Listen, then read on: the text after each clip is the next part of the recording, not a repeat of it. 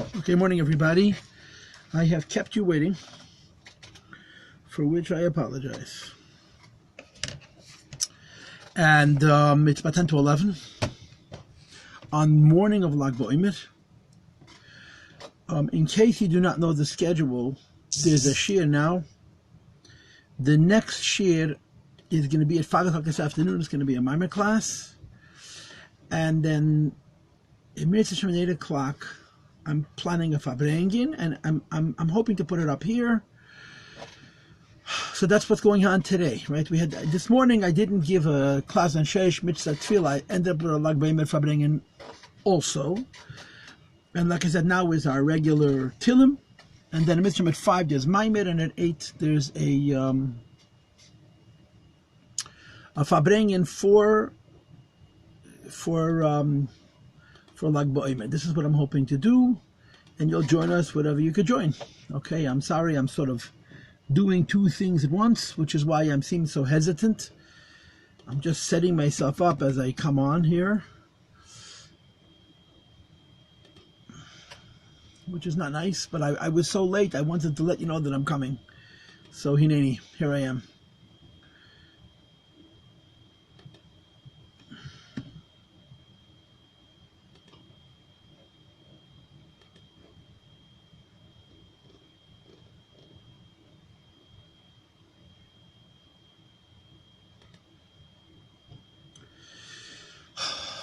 Yesterday we started race tests. And of course, as I had promised, we would do one us per day, and then here I go again breaking my promises. I just feel like Tess in Kufi Tess is so special because he's talking about Torah directly. You know, I mean, B'chlal, the whole Kufi Tess, the whole Psalm 119 is about David the Melech celebrating Torah, and in general celebrating his relationship with HaKadosh Baruch Hu, as a Jew in general, and as King David in particular. I mean, David has a very unique relationship with HaKadosh Baruch Hu, which he earned through his dedication, through his Kabbalah Seil, through his Emunah, through his ability to admit his wrongs, which is a phenomenal idea in Torah. That's one of the best things you can do for yourself in your relationship with the Eibishter, is follow the lead of Yehuda. Satka, mimeni. Just say, I'm guilty. It means an enormous amount, l'mayla, that a person is able to say, I made a mistake, rather than blame it on somebody else, like other Medisha did, or, you know, say I didn't do it, or it's not so bad, like Cain tried to suggest, and so forth. So, Rabbi, what happened yesterday? I started doing guys' tests. I read the 8 Pesukim inside, and I started introducing the discussion on Torah, and I got through only 2 points. The first point I got through was this whole idea of Yigia B'Torah. I told a number of stories about Gedali Yisrael who demonstrated a fantastic Mesiras Nefesh for learning Torah and for not wasting time. I mentioned the Gemara that says that Hillel Machai V'Saniyim and Rebbe Lezer ben Chasma Machai V'Sashirim. Nobody's exempt. Nobody can say, I can't. I'm too busy or I'm too poor. Because this incredibly rich man, Rebbe Lezer ben Chasma, was dedicated to Torah, and this incredibly burdened and impoverished man, Hillel Anosi, was dedicated to Torah. Now, I just want to say a word, which I didn't put on my list. I didn't tell it yesterday. I don't know where I heard it. Maybe I do remember where I heard it, but I'm not going to say it b'shem Memre. The Rebbe had a secretary. His name was Rabbi Chadakov, right? And while we're talking about secretaries, the Rebbe also had a secretary whose name was Harav Kvin. The Rebbe once told Leibel Groner, wherever you ask him in Shas, he knows. Harav Kvin was a big Talmud Chacham. He wrote a Sefer. He was a Oilem Sheyid. He was a Litvish Sheyid, but he worked with the Rebbe for very many years. He was very close to Lubavitch, and he has a Sefer of Lumdis that he published. He rather mentions my father-in-law of Shalom, the Moshe Nemanov, in his Sefer, who helped him with some questions that he had. And of course, he speaks with great reverence about the Rebbe. When he traveled, he was always presenting the Rebbe and honoring the Rebbe and defending the Rebbe. And Rabbi Groner himself was a Feiner Ben Torah, was a Talmud Chacham. I heard that the Rebbe would discuss each Fabrengen with him, what he thought of the Rebbe's discussions by the Fabrengen, especially the Lumdis. But of course, the secretary that was closest to the Rebbe, that no one ever talks about, because he was almost like a shadow, was Rabbi Chadakov. Rabbi Chadakov was so close to the Rebbe that he had almost no identity. It's a fantastic thing. People talk about Rebbe. People don't even remember. I mean, maybe in the earlier years it was different, but Rabbi Chadakov was so close to the Rebbe that any story told about Rabbi Chadakov, the story about the Rebbe, it's impossible to tell stories. What was Rabbi Chadakov? Rabbi Chadakov was the Rebbe's knecht, Misharis leyomish mitoich ha'el. That was Rabbi Chadakov, incredibly close to the Rebbe. Rabbi Chadakov was a great man in his own right. Rabbi Chadakov had a long history before he ever met the Rebbe. He was the head of the Chinuch in Latvia. He was an incredibly accomplished man, a great machanech. And in his personal life, he was a fantastic Yirei Shamayim. He was incredibly frum and God-fearing and pious. Rabbi Chadakov was really a pious Jew. And many would argue that part of the reason that Rebbe was so close to him because he was Mamish Oived Elokim. He was a serious servant of Hashem. So I heard that he once lamented, he bemoaned himself about, in other words, he told one of his friends, a colleague, relatives, how he has deficiencies. And in order to describe his deficiency, he said this. He said, I walk into the Rebbe. He would follow the Rebbe into his room after a Fabrengen, after a Kofis, after whatever it was that had been going on. Before the door was closed, the Rebbe was holding a sefer. The diligence, the not wasting a second by the Rebbe was extraordinary, and he envied it. I mean, he was a very busy person. Rabbi Chadakov was a very busy person with an enormous amount of responsibility, and his job really was 24/7. And in his own mind, he demanded of himself that every second that he's not busy with his work, he should be busy studying Torah. And he lamented that it takes him more than a second to open up a sefer. He was dispelled from the Rebbe's dasmada. The diligence was such that there was a moment he was holding a sefer and he was learning. There's a famous story with the Mittel Rebbe, I believe, that the Mittel Rebbe was traveling, and he told the Balagola, the coachman, to drive as quickly as possible, even though it was hard for the horses. And when he came to the Achsanya, came to where he was staying, he immediately opened the Gemara, and either he said or it was understood that he didn't want to be another minute without Torah. This is also a part of Yigiyah B'Torah. Working hard in Limud HaTorah, being Moshe Nefesh HaTorah, is not just Eichos, it's also Kamas. They say, the Vilna Gaon used to say, the Misnagdim say 2 Gvaldike Werte about the Gra. There's probably 100. One of them is they say, Vil Nor Vert Min HaGaon, which is not so simple. You don't become a Gra because you want to become a Gra. But they say is that they asked the Vilna Gaon, how did he become a Vilna Gaon? He said in 5 minutes. He says the 5 minutes before and after eating or davening, that other people sort of say it's only a few minutes, he would learn.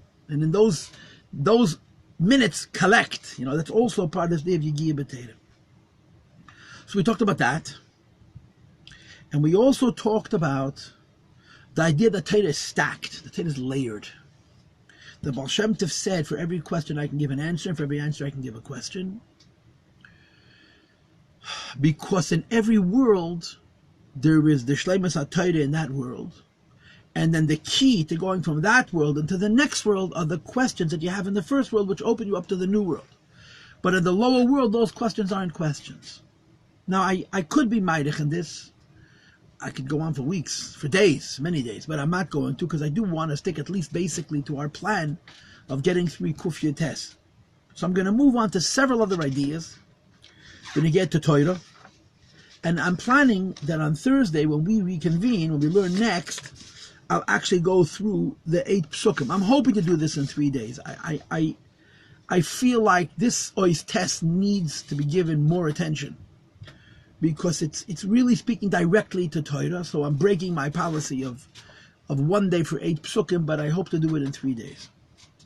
The next idea I want to share, I'm going to begin with a story. Again, this is all about the idea of Yigiyah B'Torah. And as David HaMelech says in these Pesukim, Tovli ki unesi, I'm happy that I was tortured. And of course, the torture is the torture, terem ene, before I was tortured, I was nishegi. And on the other hand, tovli kunesi, I'm happy that I was tortured. And he means, there's amal teira, amal siach, amal malach. He doesn't necessarily mean the torture of the tzaras in his life, although he means that also. He means the torture of Yigiyah B'Torah, to look for the emes of Torah, that it should be zeichet, to be mechaben l'mitasa shel Torah. Of course, we all know what the Gemara says about David HaMelech. The Pasuk says, B'Hashem imei. So the Gemara says, Halacha k'meisei. David, the halachas like David HaMelech. And David HaMelech lived in a time that there were Yidden alive who were bigger go'inim than him. And nevertheless, we say, Eilu ve'el David Elikim Chaim, all positions in Torah are emes. But halacha kameisei is Havayim, halacha kameisei goes on David HaMelech because of his bittul. Like, when you get to Beis Hillel and Beis Shammai, Nechen ve'aluvin, and Beis Shammai was mechaded etfei, nevertheless, the halacha is like Beis Hillel. By David HaMelech was also a similar idea, that because of Unesi, he was Eiched that halacha kameisei. The halacha is like David HaMelech. Anyways, I want to tell you this story.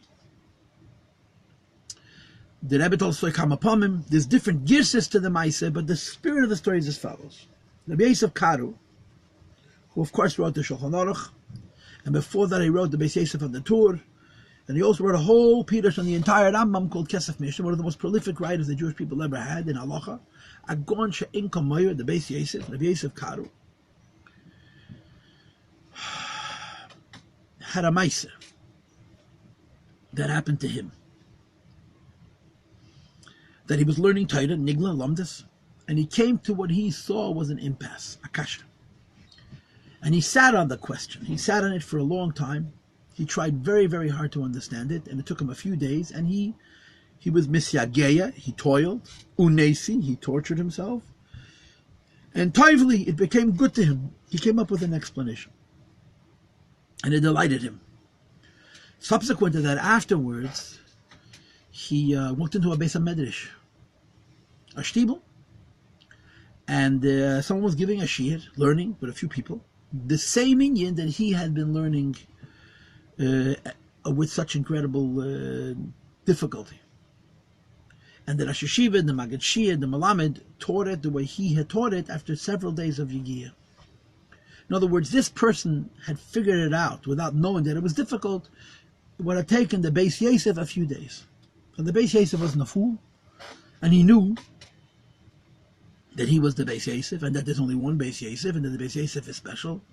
So in his mind, this was a terrible, terrible chesron. The fact that he had to heart of it so much when somebody else could get it so soon indicated that something was wrong. So he came to his Magid, or to the Arizal, there's different girses. The Magid, the Beis Yosef had a Magid. The Shaman that came from El Emes to teach him Torah. And he wrote down the teachings that he had from this Magid in a little sefer that's called Magid Meshorim in Aramaic. Very interesting sefer. The Rebbe quotes it often. And he came to this Magid and he said the story that he worked for a few days for the standing Indian in Torah.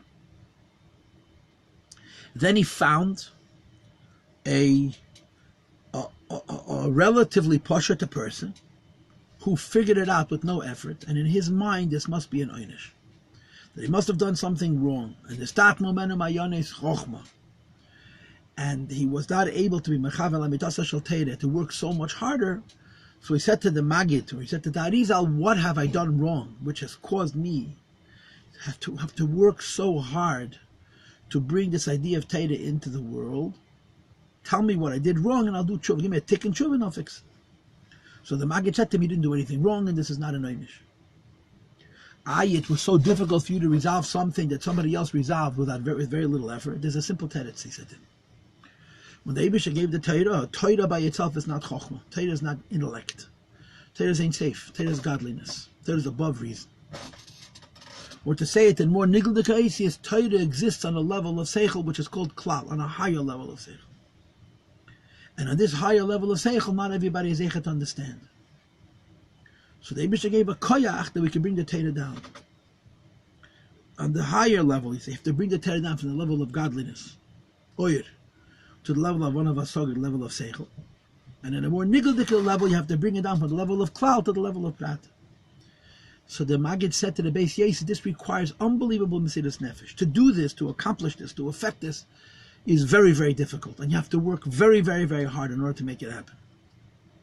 However, he said, once one person goes through the unesi, tevli ki unesi, teremenani shegeg, of bringing a particular idea of Torah into the world, it's already in the world. And once it's in the world, anybody can learn it, and anybody can understand it, and anybody can be mechavel amitasa shel Torah, because this idea of Torah has already been created.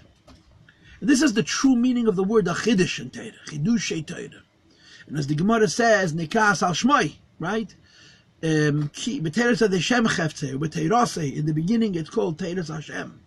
And in the end, it's called Teda. Say, in the beginning, it's the Yebish's Teda. And in the end, it's the Teda of the one who's learning it.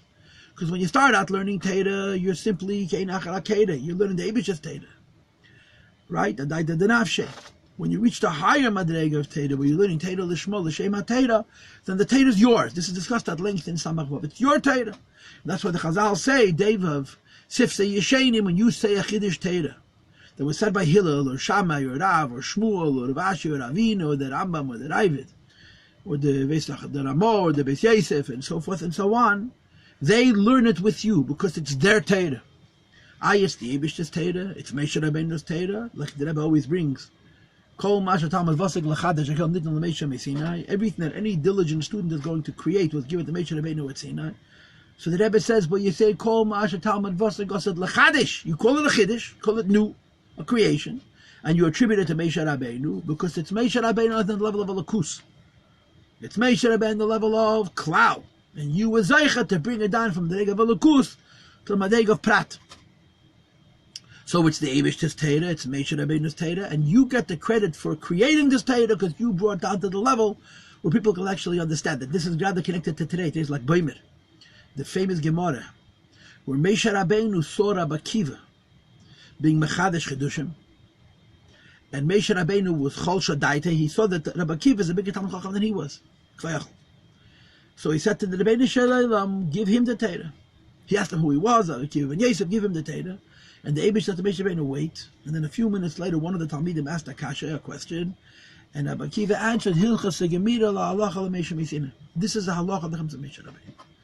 In other words, I can explain to you the Teda that we're able to understand. But the Teda is infinite. And nobody knows the infinity of the Teda. The infinity of the Teda is called Oira Teda, the Alakus of Teda, I'm going to be discussing in a few minutes. And that was given to Moshe Rabbeinu. And then we try to draw out of that Ein Sof, that infinity, an understanding of one idea and a second idea and a third idea. But because the Teda is Aruka Meretz Midah, the Teda is infinite, nobody will ever know all of the Teda that the Eibush gave Moshe Rabbeinu. Moshe Rabbeinu was given the Teda on the level of Oyer, Ein Sof, or Klal, and we bring the Teda from Oyer to Seichel, or from Klal to Prat. And as far as this is concerned, it's infinite. It never finishes. So this is the concept of Chidushei Torah, Gedolei Yisrael, that come across over the generations, and they invent new inyanim of Torah. Once they create those inyanim of Torah and they're in the world, anybody can learn them. This is another expression of the Tevli Kiyunesi, Terem En Ani Shegeg, the idea that a Yid has Yegiyah b'Torah to such an extent that he could push it, create new Torah, and the Torah Nikra Asal Shmai, the Torah is called his.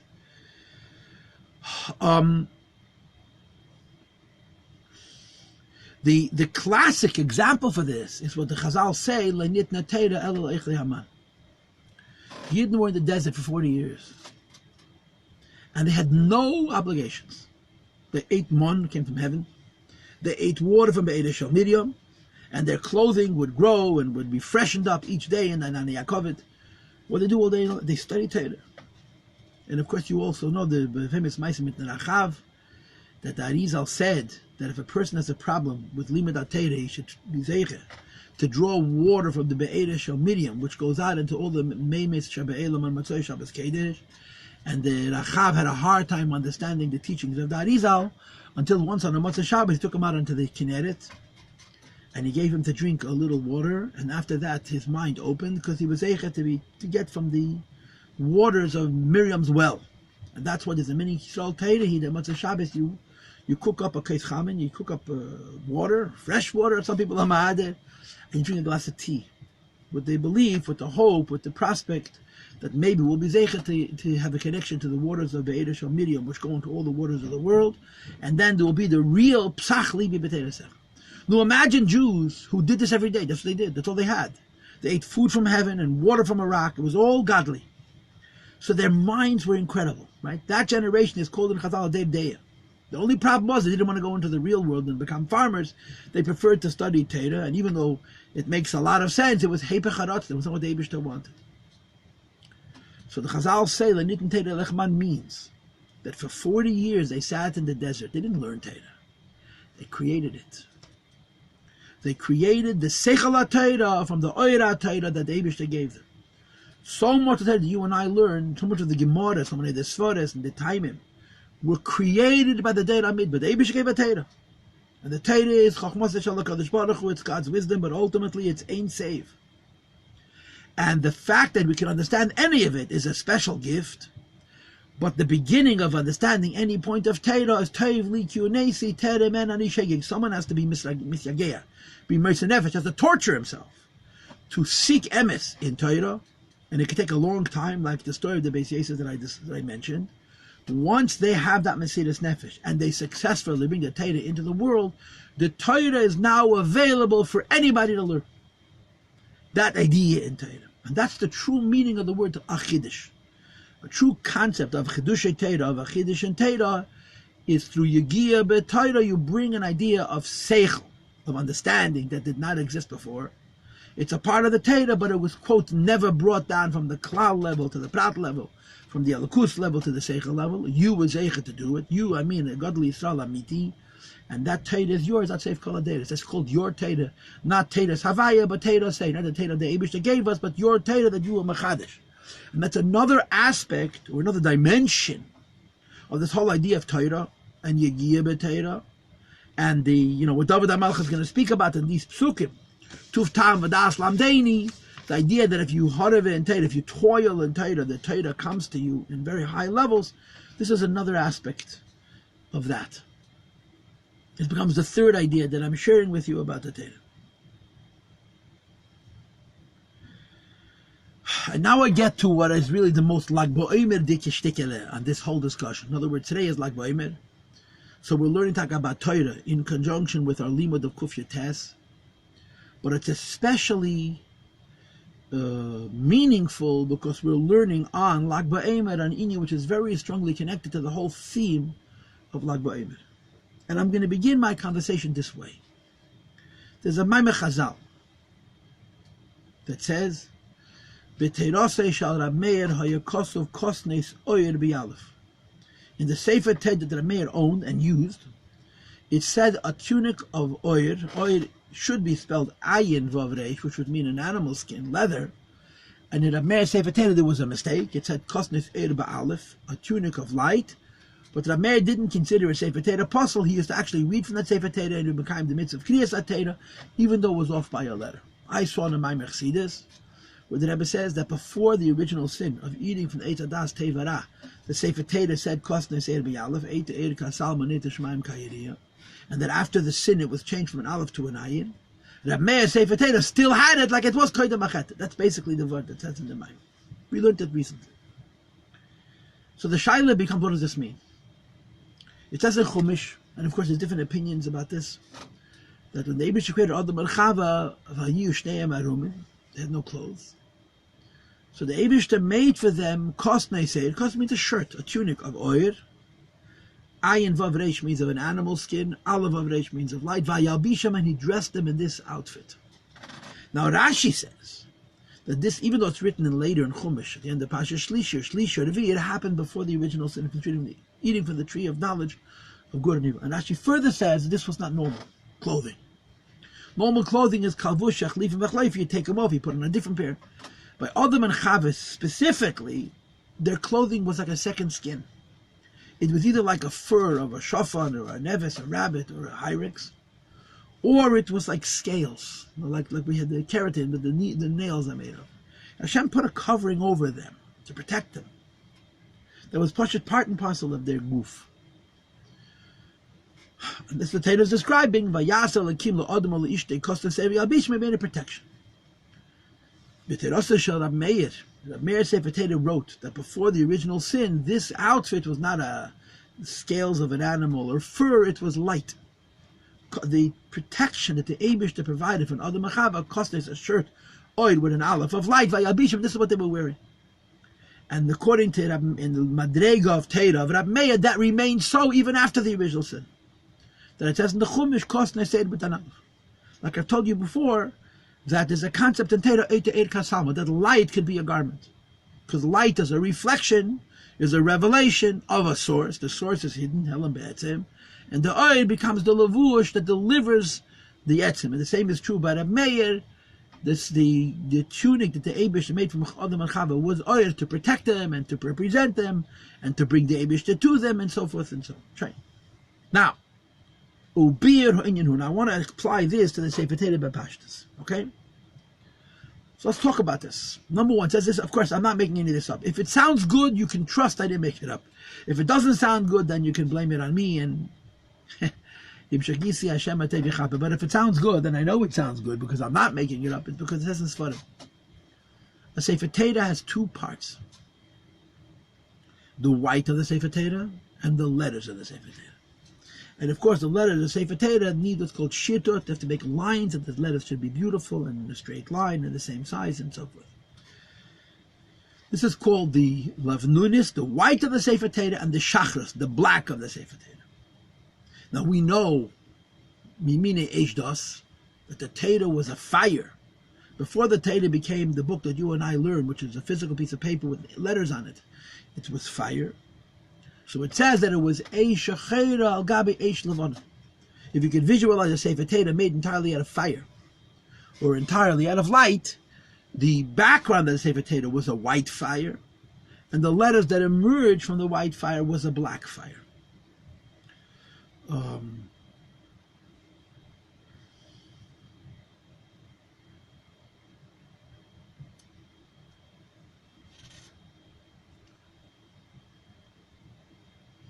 What's the difference between white fire and black fire?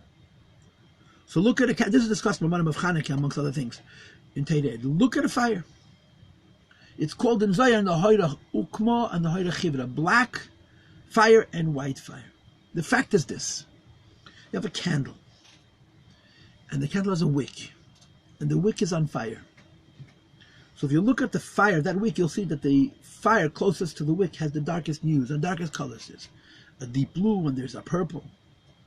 And as you go further away from the wick, the fire begins to change color. It becomes a green, and it becomes a yellow, and then it becomes invisible. The further away from the wick the fire is, the less you can see it. It's like an invisible flame. And of course it's explained mystically that the difference between Neira Chivra and Neira Ukma is black fire means you're taking something from the world and you're making it into fire. When you take something from the world and you make it into fire, you see the process of transition, you see the struggle, you see the so-called fight between fire and fuel, and that's why it's black. But once the physical thing has been consumed and transformed, there's no longer any struggle, and that's when the fire turns white, which is why that the further away you go from the wick, the lighter it is. Or to say it in different words, that we talk about a candle consisting of fuel, oil, and a wick, and black fire and white fire. The black fire is closest to the wick because it's eating up the wick.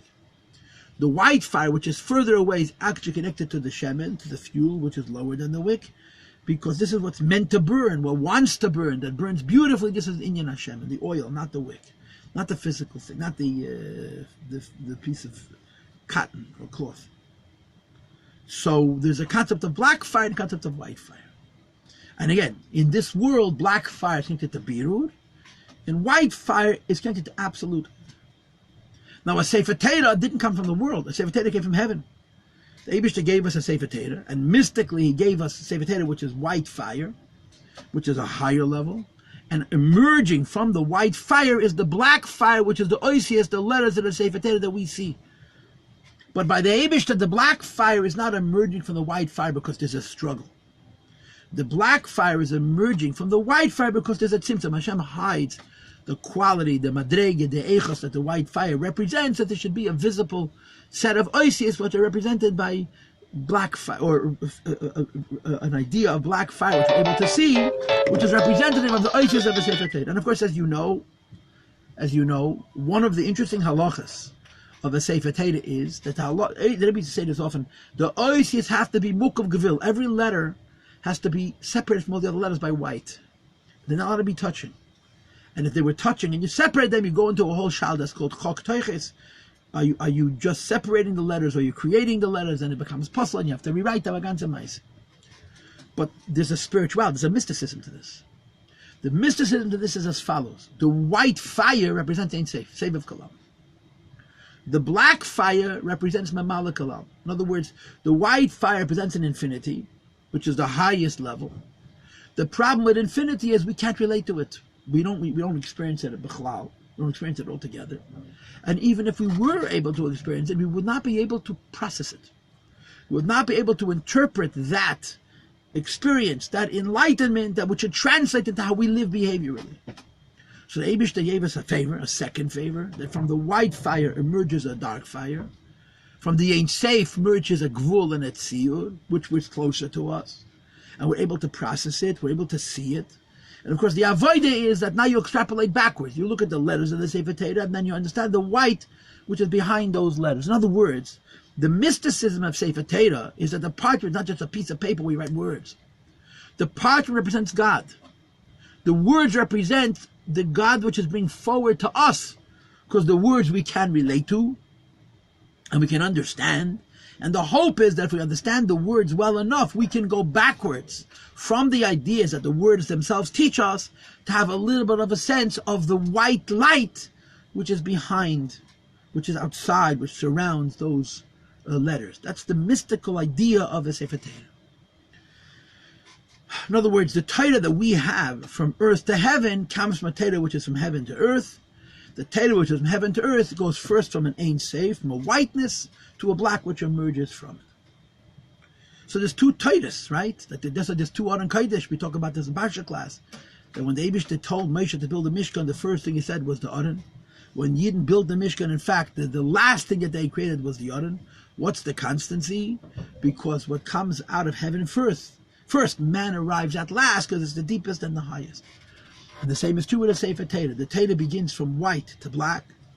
But when we study the Sefer Torah, we studied the Sefer Torah from black to light. And this is how it's understood. There's a difference between Reb Shimon Bar Yochai, and according to this Maimon Chazal and Reb Meir and all the other Tanaim and Amirayim and all the other Gedolei Yisrael. How do people study Torah?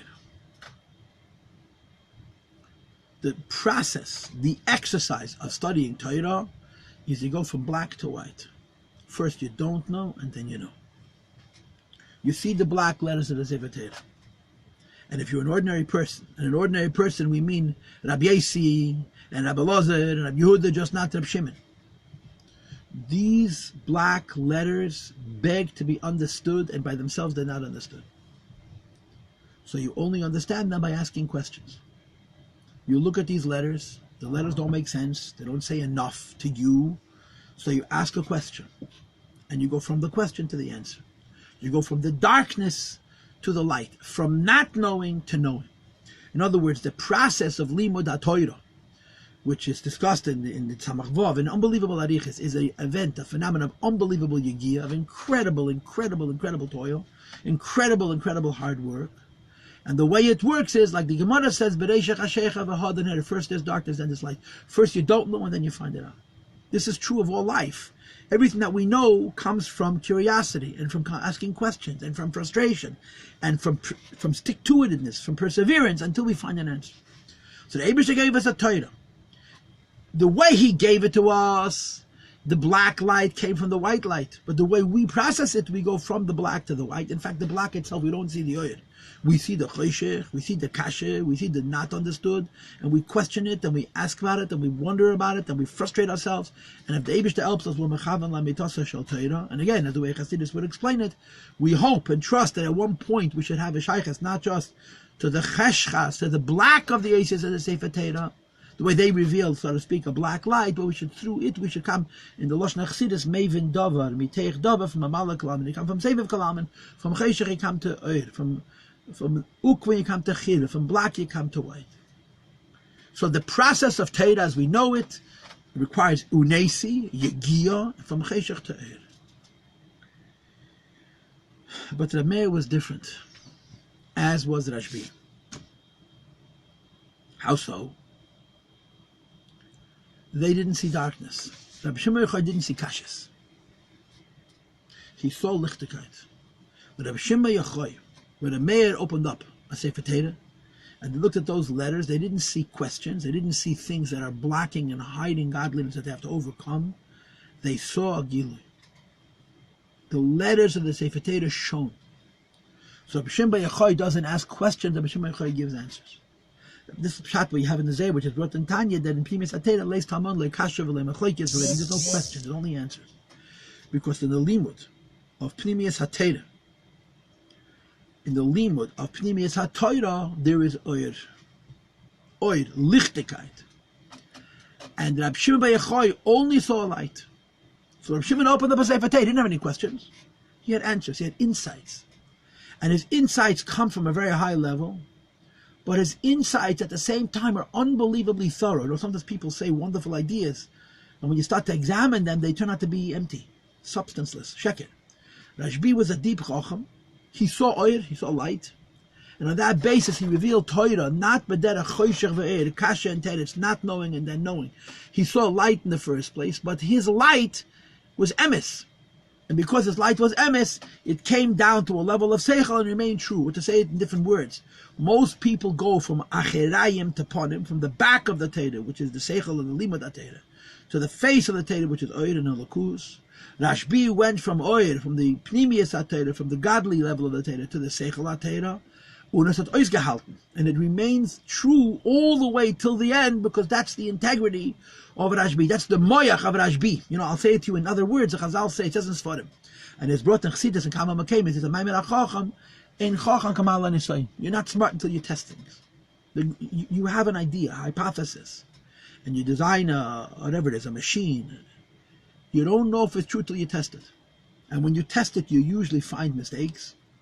And then you correct it, you tweak it by trial and error until you get it right, and then you call the Chacham. So most people only determine truth by first having problems, the first not knowing, and then knowing, by first finding chesronos and then alleviating them. Not Rashbi. Rashbi was Torah was Oyer. The Meir's Torah was Oyer. He saw Oyer HaTorah. He saw the light of the Torah. And from his light came Seichel HaTorah.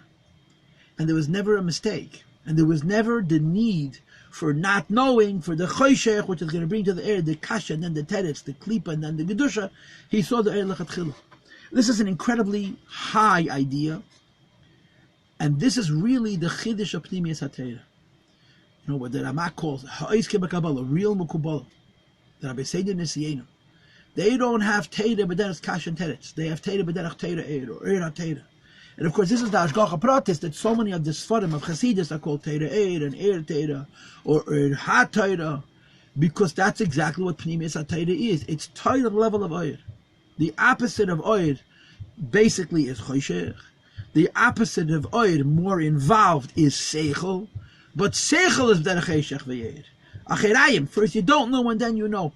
By people like Rashbi, they saw only Eir in the first place. And from the Eir came Seichel. And this is also part of what David HaMelech is going to say in these 8 Pesukim. Tuv tam vadas lamdeini give mitzvesecha ha'emanti.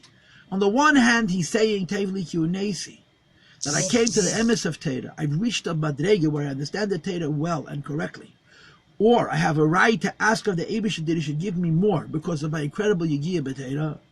But he also speaks to the idea of Tuv, Tam, Vadas, Lamdeini, give him mitzvesecha he'emanti, or he'emanti, that there's a Torah oir, which is above Kashas and Terutz.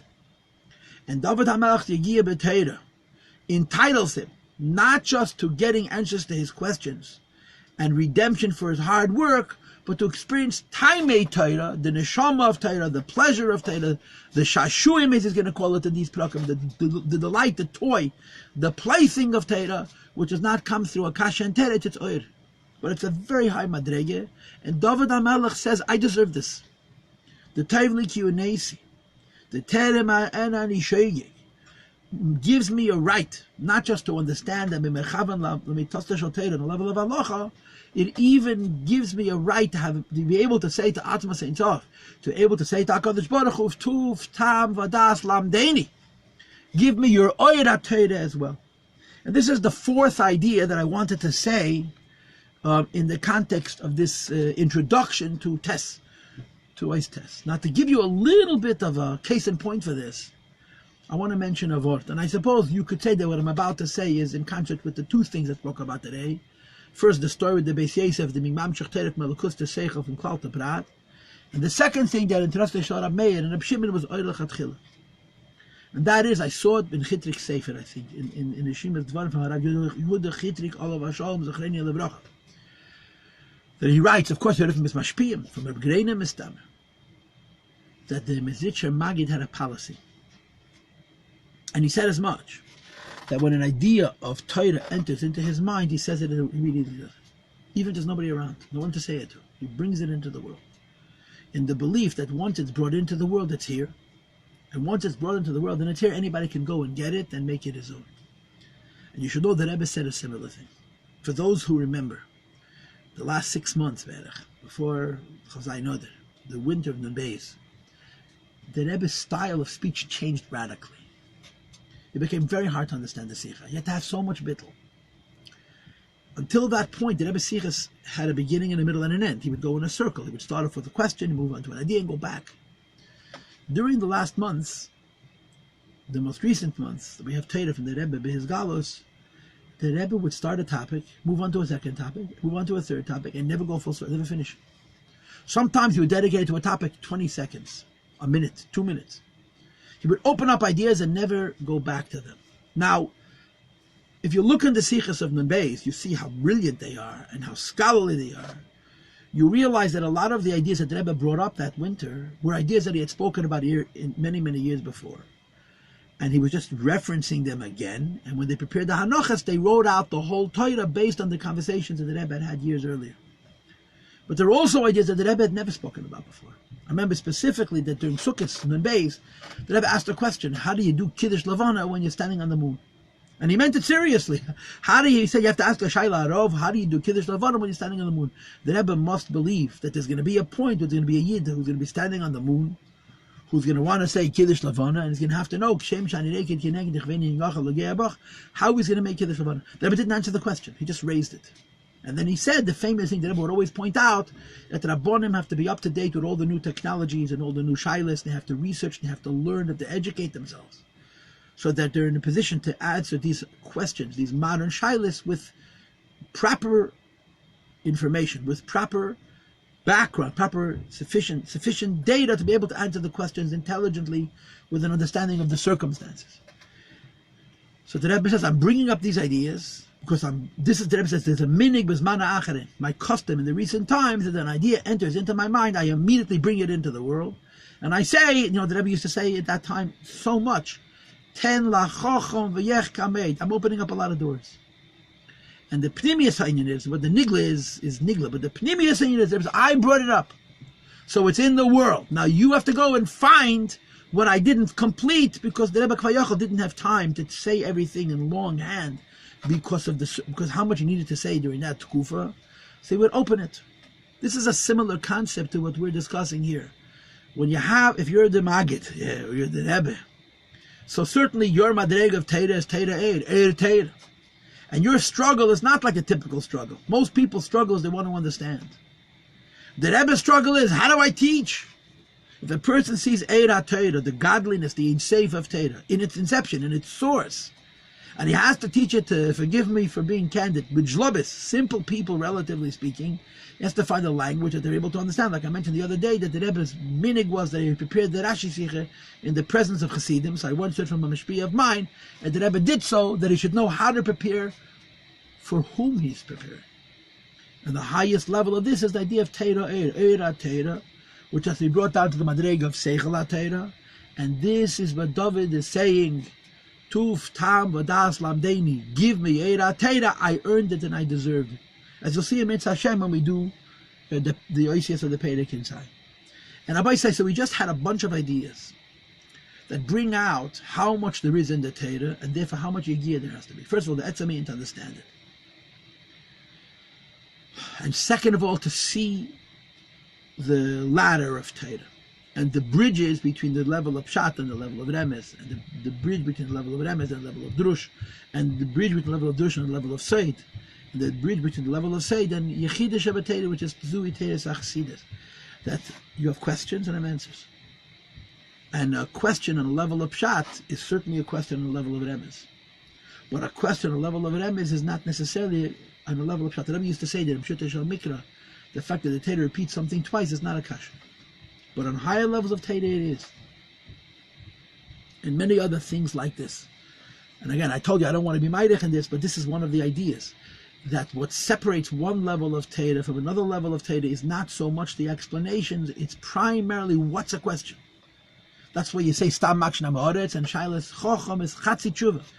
An intelligent questioner, like the Chocham, Mahu Eimer, Mo'edes, Vachukim, Mishpatim, it's the beginning of an answer.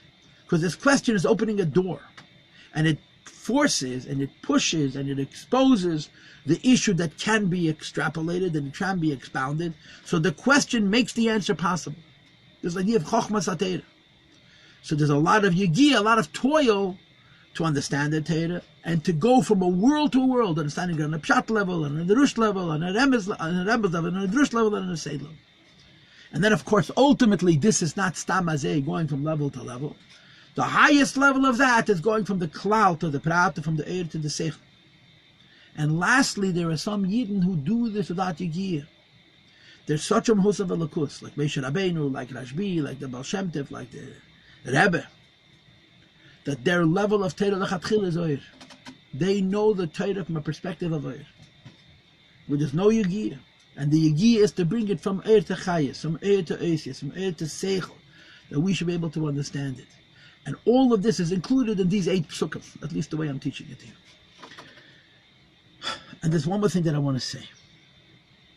One more thing I want to say. And then I'm going to close today's shiur, and Mitzvah Shem Thursday we'll do the pesukim inside. And that is the meaning of the word toiv. Right? In this 8 pesukim you have Samachei starts toiv asisi emavdecho. Samachvov starts tuf tam vadas lamdeini ki mitzvasecha hayamanti. Samaches starts tev ato meitiv lamdeini chukecha. And then Ayin Aleph is Tevli Kyunesi, and Ayin Beis is Tevli Terficha. 5 out of the 8 pesukim begin with the word Toiv or Tuf.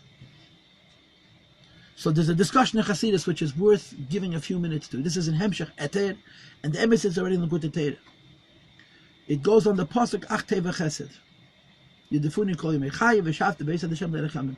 What's the difference between Toiv and Chesed? Toiv means good, and Chesed means kindness. So Chassidus says, you want to understand the difference between Toiv and Chesed, you have to contrast it to their opponent, to the opposite. The opposite of Toiv is Ra, and the opposite of Chesed is Gvura. So Chassidus observes, Chesed is limited, because its counterpart, Gvura, is not bad, just a different midah. Chesed means generous, compromising, incorporating, diluting, and Gvura means being exact and splitting apart and exposing every tiny fault. Chesed is a midah, that means a measured emotion. Gvura is a midah, that means it's a measured emotion. And they're both b'dida v'agbala. And in Avodas Hashem, everybody needs both Chesed and Gvura. Toiv is a whole other story. Toiv is good. The opposite of good isn't strength, it's evil. Because Toiv is an inyan atzmi. Good is not a midah. Chesed is a midah. Good is a reality. God is good. Reality is good. Evil is the enemy of God. Evil is the enemy of reality, or evil is a blockage over reality. It goes back to the ancient philosophical question that we talk about all the time. Is the world a bad place where sometimes good things happen, or the world a good place where sometimes negative things happen? And the answer is there's no such thing as negative. There's no such thing as evil. There's only good. Because good is God. Good is God. And light is God, and kindness is God. That's an absolute truth. But you can cover over God. And you see this in children. Children don't know how to lie, they have to learn. Children are generous, they have to learn how to be stingy and cheap, and of course, they certainly have to learn how to take what's not theirs. Because goodness is godness, and reality is God. This is a big philosophical question. The secular philosophy, the secular point of view, and again, I don't like to talk to this, A, because I don't want to waste my time with this, B, I didn't research it, I just know it anecdotally, but this is the fact, that the secular philosophy of the world, we believe in evolution, they believe in evolution, and evolution means we're here by mistake. If here by mistake, we're just an accident. We came into being by an accident, and we can disappear from being through another accident. So you look at the world, the term that they would use to describe life is survive. If you believe in Bereishis Bara Elokim es Hashemayim v'Haaretz, Hashem created the world. And like it says in Chassidus, he didn't create it, he's creating it, he's intimately involved. So there's Yediyah, and there's Ashgocha, and there's Eishesumevsim, and there's Nevuah, and there's Teir, and Alagut is Ach. This world is God. And if this world is God, it's good. Because the opposite of good is not like the opposite of Chesed. Chesed is a Midah, and Gevurah is a Midah. They're both measured, and they both have space. Toiv and Ra is a thing and a non-thing. It's not good and bad. It's like light and dark.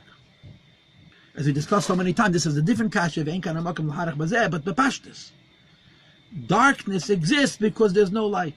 So the moment there's light, the darkness vanishes and it goes away without a fight.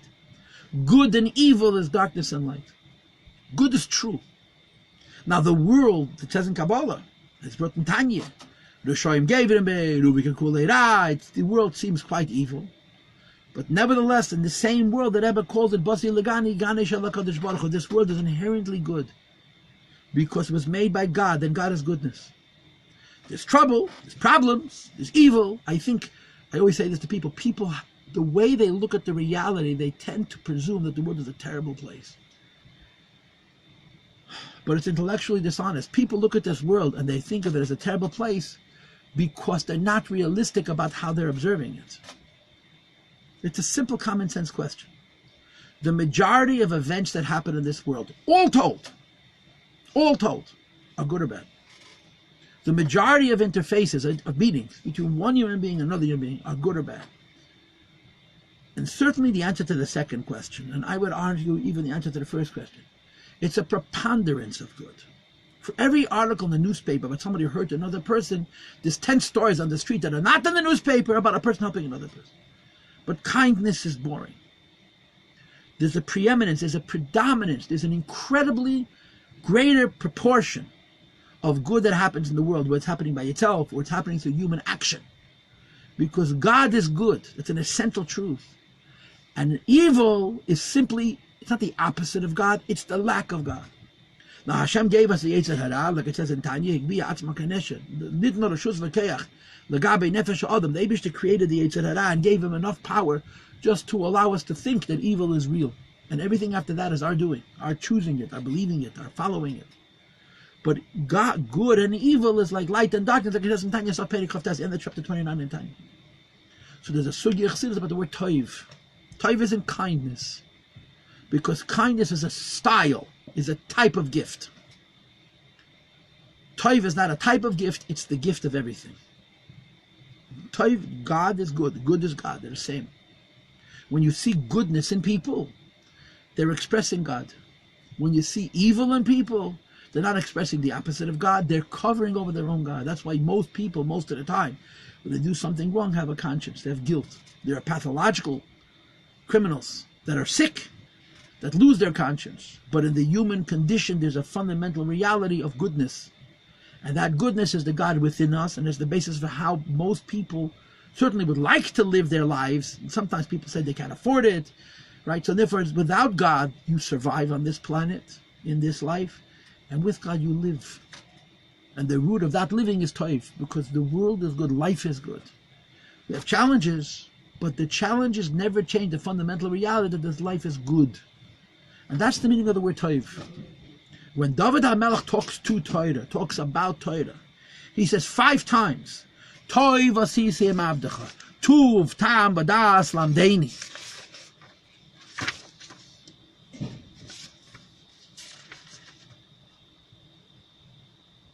Toiv ato umeitiv lamdeini chukecha. Toiv li kiunesi levan elmat chukecha. Toiv li teira spicha ma'alfis avachesed. Because what David HaMelech is saying is that the root of the path he's chosen and the sacrifices he's made, which we learned about in Ches. Remember, today is Tuesday, so Sunday we learned Ches. And Ches was a longer class than normal. And I feel like it was an important class. Because what was the yesod of Ches? Chishafti. I deliberated, I thought it over, and I chose it. I chose this life.